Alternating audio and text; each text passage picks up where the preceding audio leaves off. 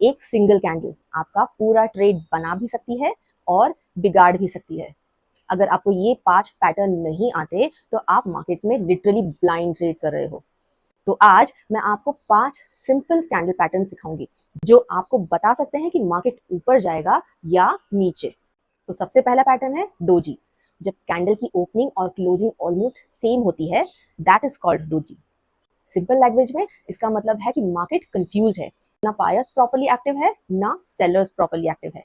लेकिन यहाँ एक इंपॉर्टेंट चीज समझनी है, डोजी सिर्फ एक टाइप की नहीं होती, इसके अलग अलग फॉर्म्स होते हैं जो हमें डीपर सिग्नल देते हैं।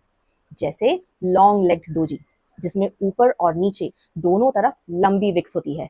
इसका मतलब बायर्स और सेलर्स दोनों एक्टिव थे, लेकिन एंड तक किसी एक साइड की क्लियर डोमिनेंस नहीं बनी। तो ये हाई वॉलेटिलिटी और स्ट्रॉन्ग इनडिसीजन दिखाता है। और अगर ये स्ट्रॉन्ग ट्रेंड के बाद आए तो पॉसिबल रिवर्सल का अर्ली हिंट दे सकता है। लेकिन यहाँ एंट्री तुरंत नहीं लेनी, पहले नेक्स्ट कैंडल का डायरेक्शन देखना जरूरी है। फिर आती है ड्रैगन फ्लाई डोजी, जिसमें नीचे लंबी विक होती है और ऊपर ऑलमोस्ट कुछ नहीं। ये दिखाता है कि सेलर्स ने प्राइस को नीचे पुश किया था, लेकिन बाद में बायर्स ज्यादा एक्टिव हो गए और उन्होंने प्राइस को वापस ऊपर पुश किया। इसलिए ये डाउन ट्रेंड के बाद बुलिश रिवर्सल का सिग्नल हो सकता है। प्रैक्टिकल यूज में अगर नेक्स्ट कैंडल ग्रीन क्लोज करे और सपोर्ट जोन के पास हो, तब एंट्री कंसीडर की जा सकती है। Next is gravestone doji. ये ड्रैगन फ्लाई डोजी का ऑपोजिट होता है। इसमें ऊपर लंबी विक होती है और नीचे ऑलमोस्ट कुछ नहीं। ये बताता है कि बायर्स इनिशियली एक्टिव थे, लेकिन बाद में सेलर्स ज्यादा एक्टिव हो गए और उन्होंने प्राइस को नीचे पुश कर दिया। तो ये अप ट्रेंड के बाद बेरिश रिवर्सल का सिग्नल दे सकता है। यहाँ पर अगर नेक्स्ट कैंडल रेड कंफर्म करे और रेजिस्टेंस जोन के पास हो, तो शॉर्ट या एग्जिट प्लान बनाना लॉजिकल होता है। लेकिन सबसे इंपॉर्टेंट बात, कोई भी डोजी अकेला ट्रेड का डिसीजन नहीं होता। इसे सिर्फ सिग्नल मिलता है, डिसीजन नहीं। इससे हमेशा next candle confirmation, support, resistance और ओवरऑल ट्रेंड के साथ ही यूज करना चाहिए। दूसरा पैटर्न है हैमर। इसमें कैंडल की बॉडी छोटी होती है और नीचे एक लंबी शैडो होती है, जो ये दिखाता है कि मार्केट पहले नीचे गया था, लेकिन वहां बायर्स एक्टिव हो गए और उन्होंने प्राइस को वापस ऊपर पुश कर दिया।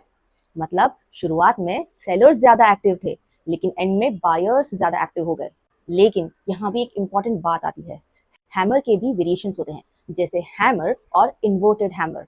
नॉर्मल हैमर में नीचे लंबी शैडो होती है, जबकि इन्वर्टेड हैमर में ऊपर लंबी शैडो होती है, बट दोनों का कॉन्टेक्स्ट सेम होता है। ये डाउन ट्रेंड के बाद आए तो पोटेंशियल रिवर्सल का सिग्नल देते हैं। तो इसे कैसे यूज करें? हैमर तब ज्यादा पावरफुल होता है जब ये डाउन ट्रेंड के बाद या स्ट्रॉन्ग सपोर्ट जोन के पास दिखे। फिर भी एंट्री तुरंत नहीं लेनी चाहिए। अगर नेक्स्ट कैंडल ग्रीन क्लोज करे और हैमर के हाई के ऊपर ब्रेकआउट मिले, तब एंट्री लेना सेफर होता है। तीसरा पैटर्न है शूटिंग स्टार, जो हैमर का ऑपोजिट होता है। इसमें छोटी बॉडी होती है और ऊपर एक लंबी शैडो, जो ये दिखाती है कि मार्केट ऊपर गया था, लेकिन सेलर्स ज्यादा एक्टिव हो गए और उन्होंने प्राइस को नीचे पुश कर दिया। मतलब बायर्स की एक्टिविटी कम हो गई और सेलर्स डोमिनेट करने लगे। और इसका भी एक रिलेटेड वेरिएशन होता है। इन्वर्टेड हैमर और शूटिंग स्टार देखने में सिमिलर लगते हैं, लेकिन डिफरेंस उनके पोजीशन का होता है। इन्वर्टेड हैमर डाउन ट्रेंड के बाद आता है और बुलिश सिग्नल देता है, जबकि शूटिंग स्टार अप ट्रेंड के बाद आता है और बेरिश सिग्नल देता है। तो अगर शूटिंग स्टार अप ट्रेंड के बाद या रेजिस्टेंस के पास दिखे, तो समझ लो बायर्स वीक हो रहे हैं, लेकिन तुरंत ट्रेड मत लो, नेक्स्ट कैंडल का वेट करो। अगर रेड कैंडल कंफर्म करे, तब ही शॉर्ट या एग्जिट लेना बेटर होता है। चौथा पैटर्न है मारुबुजो। इसमें कैंडल बिल्कुल क्लीन होती है, मतलब ना ऊपर शैडो होती है ना नीचे, जो ये क्लियरली दिखाता है कि एक साइड की एक्टिविटी पूरी कैंडल में स्ट्रांग रही है। और इसके भी दो मेन टाइप्स होते हैं, बुलिश मारुबुजो और बेरिश मारुबुजो। बुलिश मारुबुजो में बायर्स पूरी कैंडल में ज्यादा एक्टिव रहते हैं और बेरिश मारुबुजो में सेलर्स पूरी कैंडल में ज्यादा एक्टिव होते हैं। कभी कभी स्लाइट शैडो होती है, लेकिन अगर बॉडी स्ट्रांग है तो उसे भी मारुबुजो कंसीडर किया जा सकता है। और ये मोस्टली कंटिन्यूशन सिग्नल देता है। अगर ट्रेंड के डायरेक्शन में आए तो मोमेंटम स्ट्रांग होता है, लेकिन एंट्री ब्लाइंडली नहीं लेनी। या तो ब्रेकआउट पे एंटर करो या थोड़ा पुल बैक का वेट करो, वरना रिस्क हाई हो जाता है। पांचवा पैटर्न है स्पिनिंग टॉप। इसमें छोटी बॉडी होती है और दोनों तरफ शैडोज होती है, जो ये बताता है कि बायर्स और सेलर्स दोनों एक्टिव थे, लेकिन मार्केट कंफ्यूज्ड है, किसी एक साइड की क्लियर डोमिनेंस नहीं बनी। इसमें भी स्लाइट वेरिएशंस होते हैं, जैसे कभी अपर शैडो बड़ी होती है तो कभी लोअर, लेकिन कोर मीनिंग सेम रहता है, कंफ्यूजन और पॉज। कलर ग्रीन या रेड इतना इंपॉर्टेंट नहीं होता जितना इसका स्ट्रक्चर।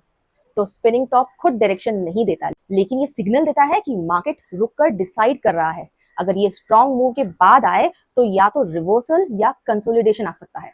तो ये थे 5 इंपॉर्टेंट सिंगल कैंडल पैटर्न्स। इन्हें चार्ट पर आइडेंटिफाई करना शुरू करो, धीरे धीरे मार्केट की लैंग्वेज समझ आने लगेगी। और नेक्स्ट वीडियो में मैं बताऊंगी 2 कैंडल पैटर्न्स, जहां सिग्नल्स और ज्यादा स्ट्रॉन्ग हो जाते हैं। ऐसे ही सिंपल ट्रेडिंग लेसन्स के लिए चैनल को जरूर सब्सक्राइब करें।